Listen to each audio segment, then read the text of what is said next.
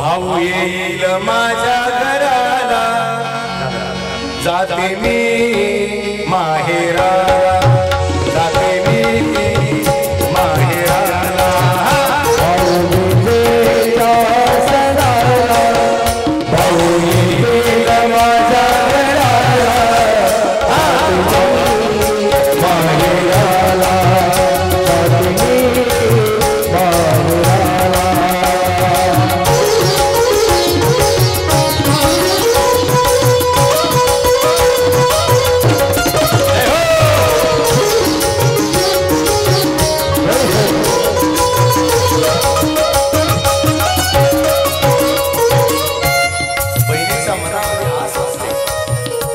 माहेरला जावं लागेल, माझा भाऊ माझी वाट पाहत असेल।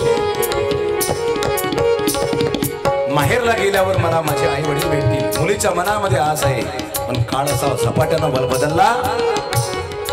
हळूहळू धनापायी धनामुळे भाऊ बहिणीच्या नात्यामध्ये दुरावा निर्माण झाला। असे कितीतरी भाऊ आहे जे आजही आपल्या बहिणीकडे जात नाही, आणि अशा कितीतरी बहिणी आहे जे आजही आपल्या भावाकडे जात नाही। कारण काय? अपेक्षा, धन, काहीतरी आणखी स्वार्थ असेल, तर स्वार्थ दडला असेल। आणि बघता बघता सात्विक बहीण जेव्हा भावाची वाट पाहते तेव्हा तिच्या डोळ्यामध्ये अश्रू असतात। माहेरला जायचं असतं। माहेरचं प्रेम काय आहे? संतांना विचारा। माझे माहेर पंढरी आहे भिवरीच्या देवी। माहेरला जाण्याचा अण्णा गुलाबराव महाराजांना विचारा। गुलाबराव महाराज म्हणतात, उगा उदा उगा का धोरणी ठेविता, प्रीतीही राहू द्या, माझं माहेरा जाऊ द्या। तिथे माझा बंधू आहे, पण काय झालं? बहिणीकडे पैसे नव्हते हो, परिस्थिती हालाकीची होती। भाऊ येईल, माझ्याशी बोलेल, तिला वाटलं, पण भाऊ आला नाही। तिच्या डोळ्यामध्ये पाणी आलं, आणि ही बहीण आता मनात काय म्हणते ऐका। भाऊ नाही आला माझा दिवाळीच्या सणाला, बंधू नाही आला माझा दिवाळीच्या सणाला, असा काय दादानी केला रे गुन्हा, असा काय दादानी केला रे गुन्हा। भाऊ नाही आला माझा दिवाळीच्या सणाला, भाऊ नाही आला माझा दिवाळीच्या सणाला, असा काय दादानी केला रे गुन्हा, असा काय दादानी केला रे गुन्हा, केला रे गुन्हा, केला रे गुन्हा, केला रे गुन्हा, केला रे गुन्हा, असा काय दादानी केला रे गुन्हा, असा काय दादानी केला रे गुन्हा।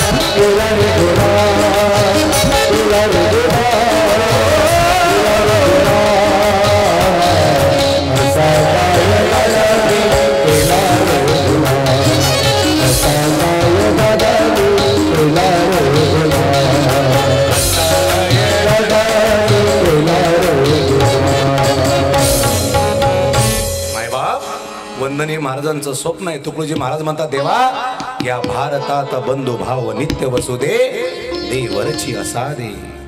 भावा भावामध्ये एकी नांदली पाहिजे। भावाने बहिणीचं प्रेम, बहिणीला आधार दिला पाहिजे। हे ज्या दिवशी माझ्या भारतामध्ये घडेल त्या दिवशी माझ्या देशामध्ये रामराज्य येईल। अरे आमच्या मुक्ताबाईला प्रेम दिलं ज्ञानोबा यांनी। मी का सांगतो? कारण ही कथा जी आहे ही बळीराजाची कथा आहे की जिथे लक्ष्मी सुद्धा बळीराजाला भाऊ म्हणते, ज्या लक्ष्मीची अख्खं जग सेवा करते ती लक्ष्मी बळीराजाची सेवा करते. तुम्ही कल्पना करा दानाचं महत्व काय असेल. कुठे कोणतं दान, जर गावात सप्ताह असेल तर आपल्याकडून सत्कर्मामध्ये दान घडलं पाहिजे. अरे विहिरीचा उपसा जोपर्यंत होत नाही तोपर्यंत विहिरीला झरा येत नाही. आपल्याकडच्या धनाचा उपसा झाला पाहिजे, सत्कार्यामध्ये धन खर्च झालं पाहिजे. वंदनीय महाराज सांगतात, भाग्यवंत धनाने नोही, भाग्य सत्तेशी न म्हणावे, भाग्य सत्कार्याशी पावे जीवा लागी. सत्कर्मामध्ये आपली वेळ गेली पाहिजे. म्हणून घराघरामध्ये प्रेम. तुम्हाला एक सांगतो, हे बघा, काही ठिकाणी काय खावं हा प्रश्न आहे, जीवनपाकच आहे. आणि काही ठिकाणी काय काय खावं हा प्रश्न आहे. काय म्हटलं मी, माझं बोलणं तुम्हाला कळलं असेल कदाचित. ज्या दिवशी बाजार असतो ना बाजार, तर बाजाराच्या दिवशी कशा कशाची भाजी करावी एवढ्या भाज्या असतात. नाहीतर कधी कधी भाजीला काहीच नसते. म्हणजे आज कशाची भाजी करावी एक दिवस, आणि आज कशाची भाजी करावी हा दुसरा दिवस. जीवन असंच आहे. कोणाकडे काय आहे, कोणाकडे काय आहे, कोणाकडे काहीच नाही. पण आपल्याकडून इतरांना प्रेम देता आलं पाहिजे. बळीराजाने देवाला प्रेम. आणि काय म्हणतात बळीराजाची आई, माझं वाक्य ऐकून घ्या. बळीराजाची आई काय म्हणते, याला म्हणतात पुत्र. हे प्रत्येक आईनं लक्षात ठेवलं पाहिजे. बळीराजाची आई म्हणते, भला हुआ सती न गई विरोचन के साथ. वाक्य ऐकून घ्या. भला हुआ सती न गई विरोचन के साथ और ऐसा पुत्र पैदा किया कि प्रभु पसारे हाथ. एक टाळी सर्वांनी वाजवा. ती काय म्हणते, आई काय भाग्य आहे माझं, बरं झालं मी विरोचन राजासोबत सती केली नाही. असा पुत्र माझ्या पोटी जन्माला आला की माझ्या पोरासमोर ब्रह्मांडाचा बाप देव सुद्धा हात पसरवतो. काय भाग्य आहे माझ्या पोराचं, काय उदार आहे, काय मन मोठं आहे. तुम्हाला एक सांगतो, पुन्हा बोलून जातो. हा असा एक टप्पा आहे दानाचा. अंतःकरण मोठं असल्याशिवाय दान स्वीकृत होत नाही. तुम्ही आपण सकाळी गजानन महाराज संस्थांचं उदाहरण पाहिलं होतं. अजूनही कितीतरी गुप्तदान तिथं रोज येतं. रोज कोण तांदूळ पाठवतं, कोण तेल पाठवतो काही कळत नाही. गुप्तदान आहे. वर्गणी देत असताना, दान देत असताना नियम असा आहे, आपण जे 1 लाख रुपये कमावतो असतो वर्षभरात, 1 लाख, तर 1 लाखातले किमान 1000 रुपये तरी सप्त्यात गेले पाहिजे असा नियम आहे वर्षाचा. जर 2 लाख रुपये इन्कम असेल तर कमीत कमी 2 लाख, 2000 रुपये. पण तुम्हाला काय सांगू, घडलेला प्रसंग तुम्हाला ग्रंथाची शपथ घेऊन सांगतो. चांदूर बाजार तालुका लाखनवाडी नावाचं गाव आहे. कोण कोण हात प्रकार कोण कोण पाहिलं, गुरुवंत महाराज लाखनवाडी अनेकांनी पाहिलं. मी तुम्हाला प्रसंग सांगतो, सत्य घडलेला. वर्गणी मागायला कार्यकर्ते गेले आणि सप्ताह 2 ऑक्टोबरला असतो फार मोठा. म्हणजे गावामध्ये पाय टाकायला जागा राहत नाही. लाखनवाडीमध्ये जसं करजगावमध्ये यात्रा असते ना, शेवटच्या दिवशी पंचक्रोशीतले लोक असतात, असाच सोहळा लाखनवाडीतही होतो. मी घडलेला प्रसंग सांगतो की जर देवाला दान दिलं नाही तर काय होते त्याचे परिणाम. या गोष्टीला जवळपास 10 ते 12 वर्ष झाले. अध्यक्ष, उपाध्यक्ष, सचिव, सहसचिव, सेक्रेटरी सगळी मंडळी फिरत होती, वर्गणीला दान मागायला गेले. आता त्यांना असं वाटलं, बा हा गावातला श्रीमंत माणूस आहे, ह्याच्याकडून आपल्याला वर्गणी काय 10, 15, 20 हजार रुपये मिळतील कमीत कमी, 20-25 हजार जे काही असतील ते. आणि त्या व्यक्तीचा बगीचा खपला होता त्या वर्षी 35 करोड रुपयाचा. किती? 35 करोड. त्याच्याकडे जवळपास मला वाटते 75 ते 80 एकरचा बगीचा होता संत्र. आता एवढा महागाचा बगीचा खपला आणि गावातला सप्ताह सुरू झाला. मग आता ह्यांना असं वाटलं, माझा एवढ्या महागाचा बगीचा, आपल्याला श्रीमंत माणूस आहे, तो अपेक्षा कोण आहे. मग हे सगळे गेले आणि म्हणले वर्गणी फाडा, तुमच्याकडून महाराजांना काय दान असेल द्या. मग हा काय म्हणजे माहिती आहे का, ह्यानं वर्गणी केवढ्याची पडली माहिती आहे पावती? फक्त 21 रुपयाची. प्रसंग घडला सांगतो. हा पावती केवढ्याची 21 आणि वरून काय म्हणाला माहिती आहे, तुम्हाला तेवढे धंदे आहे म्हणे सप्ताह करायचे. शब्द काय होता, तुम्हाला तेवढेच धंदे आहे सप्ताह करायचे. सप्ताहानं कोणाचं भलं झालं म्हणे, घ्यान तर घ्या नाही तर जा. बापरे, शब्द चुकला. शब्द संभाल कर बोलिए, शब्दों को हाथ ना पाव, एक शब्द करे औषधी और दूजा करे घाव. आता तो अपमान त्या कार्यकर्त्यांचा नव्हता, तो अपमान गुणवंत महाराजचा होता. हे लक्षात घ्या. तो धर्माच्या विरोध बोलला. काय म्हणला, तुम्हाला तेवढे धंदे आहे म्हणे सप्ताह करायचे, आणि सप्ताह करून कोणाचं भलं झालं. बापरे, हे कार्यकर्ते काहीच बोलले नाही. बरं ठीक आहे ठीक आहे. आता मला सांगा, जर एवढा 35 करोडचा बगीचा खपते तर त्या व्यक्तीनं वर्गणी किती द्यायला पाहिजे होती, इमानदारनं सांगा बरं तुमच्या मते. हा, किती? कमीत कमी 35 करोडच्या मनानं कमीत कमी. तुम्ही घाबरू नका, तुम्हाला काही मागत नाही कोणी. किमान 1 लाख तर द्यायला पाहिजे ना, कमीत कमी 1 लाख. 1 लाख जाऊ द्या, पण 50,000 51,000 कमीत कमी. हा, त्यानं वर्गणी दिली 21 रुपये आणि वरून शब्द काय होता, तुम्हाला तेवढे धंदे आहे. तो शब्द देवाला खपला नाही. मी तुकडोजी महाराजचं भजन तुम्हाला सांगतो. कुणी कुणाचे रक्त शोषिता क्रोध हरीला चढे. मन दुखलं, हा, देवाला सहन झालं नाही. आता काय झालं, त्यानं सांगितलं तुम्हाला तेवढे धंदे आहे, जा. हे गेले निघून. तिथून 1 घंट्यामध्ये त्याला पहिला अटॅक आला, मेजर अटॅक. मी ग्रंथावर हात ठेवून सांगतो, दत्तगिरी महाराजची शपथ घेऊन सांगतो. पहिला अटॅक आला, डायरेक्ट नागपूरला नेलं. डॉक्टर म्हणले पेशंट इज व्हेरी सिरियस, आमच्याकडे यांचा इलाज नाही. ऑक्सिजन लावलं, लगेच एरोप्लेननं विमानाने मुंबईला रवानगी केली. खर्च पहा, सांगू राहिलो. शब्दाचा परिणाम किती भयानक झाला. मुंबईला नेलं हॉस्पिटलमध्ये. डॉक्टरनं सांगितलं ऑपरेशनचा खर्च 25 लाख रुपये आहे. किती? मेजर अटॅक आहे, बायपास सर्जरी इमिडिएटली करावी लागते. 25 लाख आणि ते वाचण्याची गॅरंटी नाही. फॉर्म भरून घेतले, सिग्नेचर घेतले, ऑपरेशन झालं. पण तुम्हाला सांगतो, शब्द देवाला खपला नाही, तो देवाचा अपमान होता. तुम्हाला तेवढे धंदे आहे, त्याचा परिणाम आहे का. 25 लाख तर गेलेच, विमानाचा खर्चही गेला. पण 7 दिवसामध्ये निरोप आला. रामनाम का. आपल्याकडे एक मन आहे, अशी कशी देवाची करणी आणि नारळाच्या आतमध्ये पाणी. देवाचा घाला लक्षात येत नाही. आले देवाजीच्या मना, तेथे कोणाची चालेना. आपल्याकडे मन आहे, वरच्या देवाची तुटली दोरी. पुढचं सगळ्यांना पाठ आहे नाही का. हा, म्हणून तुकाराम महाराज सांगतात, सत्य कर्माला आपण मदत केली पाहिजे, सहकार्य केलं पाहिजे. का, तेव्हा तुकोजी महाराजचं भजन आहे, माझं गावचं मंदिर शोभलं. अरे गावी राहती गरीब उपवासी, अन्न ससर लागी तोसी खासी. गावी गरीब उपवासी, अन्न ससर लागी तोसी खासी. हे दान नवे का व्यर्थ, हे दान नवे का व्यर्थ.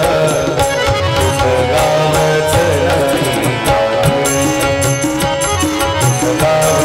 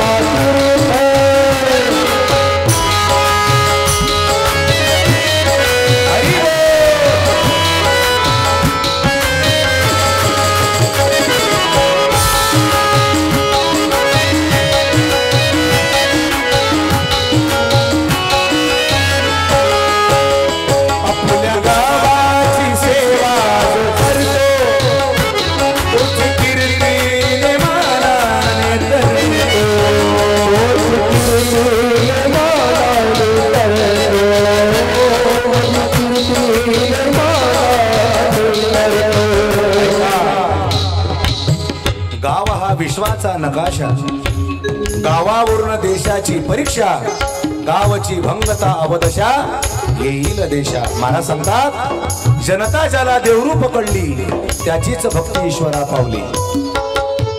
मंदिरी नाकदापुरी बसावी त्यापेक्षा मार्गीचे काटे उचलावे. म्हणून तन मन धन से सदा सुखी हो. भारत देश हमारा सभी धर्म और पंथ पक्ष को दिल से रहे प्यारा. ग्रामापासून तर देशापर्यंत जग आदर्श झालं पाहिजे. याकरता महाराज म्हणतात आम्हाला हे कळलं पाहिजे. आपल्या गावाची सेवा जो करतो तोची कीर्ती महाराज सुकड्या दास सुकड्या दास सुकड्या होई सारं तुझं गावात नाही का तीर्थ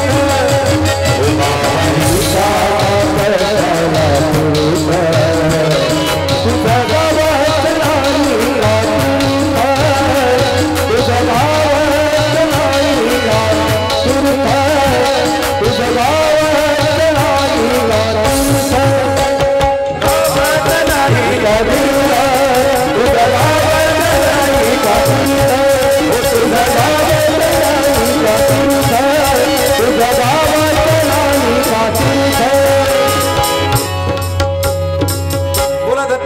महाराज की जय. राष्ट्रसंत तुकोजी महाराज की जय. श्री वैराग्य मूर्ती गाडगे बाबा की जय. तुझं गावच नाही का तीर्थदानाच्या माध्यमातून आमचं गाव आम्हाला तीर्थ करता येतं. आणि म्हणून तुम्हाला एक वाक्य महत्वाचं बोलेल. शेतू बांधण्याकरता एक खारुताई सुद्धा आपला वाटा टाकते. तिच्यामध्ये ती रेती भरत असते. तसं यज्ञ सफल व्हावा म्हणून आपल्याकडून काय दान असेल ते सत्कर्मामध्ये आपण लावावं. याकरता ही कथा भागवत कथेमध्ये येते. म्हणून अनेक दान आहे, अनेकांनी दिलं आणि अनेक ठिकाणी मोठं पद प्राप्त केलं. शुकाचार्य सांगतात राजा श्रीकृष्ण गोविंद हरे मुरारे हे नाथ नारायण वासुदेव या मंत्राचा तुला अर्थ सांगतो. आज विशेष दत्तगिरी महाराजांना आनंद झाला असेल का? अरे हे भजन तुकडोजी महाराज आहे आणि तुकडोजी महाराज दत्तगिरी महाराजांचा संबंध आणि आनंद जीवनाचा की तुकडोजी महाराजांनी दत्तगिरी महाराजांना सुद्धा वंदन करावं आणि शरण जावं हे वैशिष्ट्य आहे. योगायोगाने इतकी सुंदर ही आरती आपण म्हणत असतो. जो सृष्टीचा चालक आहे, जो विघ्न विनाश करतो, नवे नवे अवतार घेऊन भक्तांचं रक्षण करतो, हे ओळखण्याकरिता संतच पाहिजे. संत ही जाणे संत की भाषा, जावे त्याच्या वंशा तेव्हाकडे. तुकडोजी महाराज सांगतात जहा संत की होगी समाधी धन्य वही स्थान है. निर्मल बने वातावरण जहा शांती को आव्हान आहे. जिथे मंगलमय ठिकाण आहे, एक पाय धवलागिरी तीरावर आहे आणि जिथे एक नदी झुळझुळ वाहत आहे, त्या नदीमध्ये आपलं पाप वाहून जातं अशी ज्याची कृपा आहे. आणि आता संकटाला या दत्तगिरी महाराजांनी मला तारलं पाहिजे का? कारण तर तू थोर आहे, तू अनंत आहे. अवघ्या ब्रह्मांडाहून तुझी किमया मोठी आहे. फार अध्यात्म याच्यामध्ये. आणि आमचे हरिभक्तपरायण लांडगे महाराज ज्यांच्या सुंदर प्रवचनातून एकदा बोध होत असतो, ती सुद्धा आज प्रवचनामध्ये हजर आहे. त्यांना